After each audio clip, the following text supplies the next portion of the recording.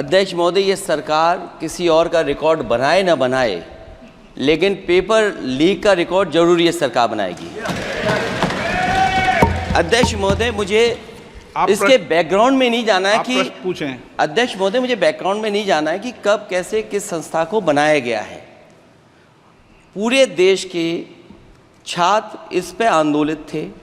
लगातार अखबार और सीबीआई की जांच के बाद चीज़ें सामने आ रही हैं, लोग पकड़े जा रहे हैं, जेल भेजे जा रहे हैं। मैं अध्यक्ष महोदय आपके माध्यम से पूछना चाहता हूँ मंत्री जी से, क्या सेंटर वाइज जिन बच्चों को सबसे ज़्यादा नंबर मिले हैं, क्या उसकी सूची जारी करेंगे? 30,000 सीटें जहाँ हैं, कई सेंटर अध्यक्ष महोदय ऐसे हैं जहाँ 2,000 2,500 बच्चे पास हो गए हैं। सरकारी सीटें 30,000 हैं, कई सेंटर में 2,000 से ज़्यादा पास हो गए।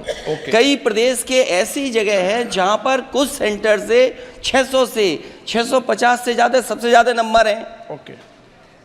और अगर वो संस्था इतनी क्रेडिबल थी तो अध्यक्ष महोदय जिन सेंटर्स पे ये परीक्षा हुई उन सेंटर्स का इंफ्रास्ट्रक्चर क्या था? क्या मंत्री जी ने जानकारी की थी इस बात की?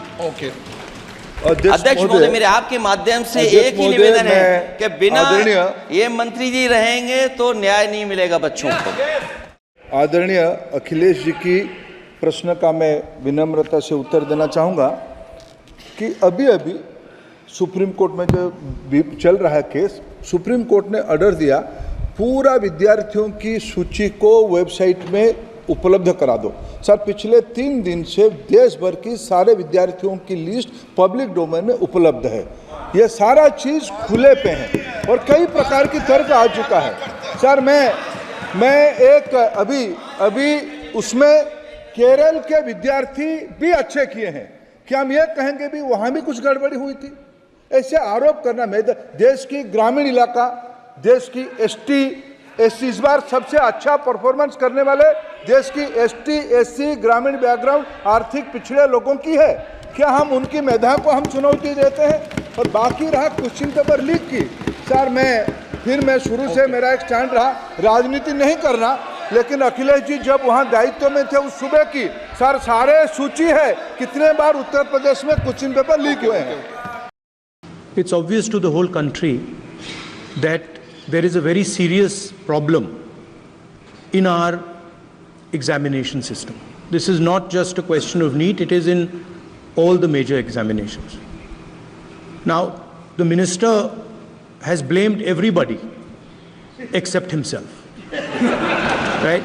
I don't even think he understands the fundamentals of what is going on here. आप प्रश्न क्या है आपका?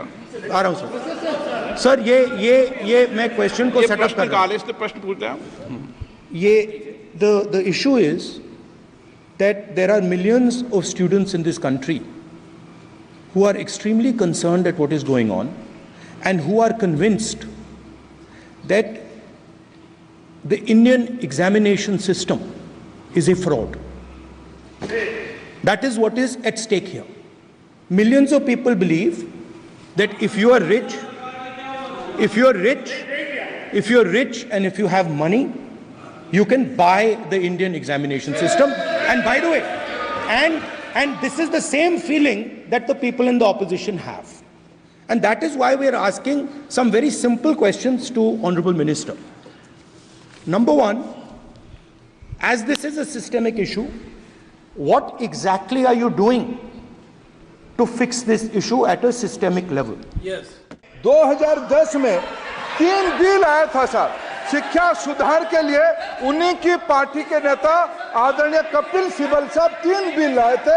उसमें से एक बिल था एजुकेशन, उसमें एक बिल था prohibition of unfair practice bill 2010, जिसकी उद्देश्य एजुकेशन इंस्टीट्यूशन में माल प्रैक्टिस को बंद करना। सर, मेरे सरकार की हिम्मत है, अभी हमने पब्लिक एग्जामिनेशन की रेगुलरिटीज में बिल लाए, कानून बनाए। क्या मजबूरी था कांग्रेस पार्टी की?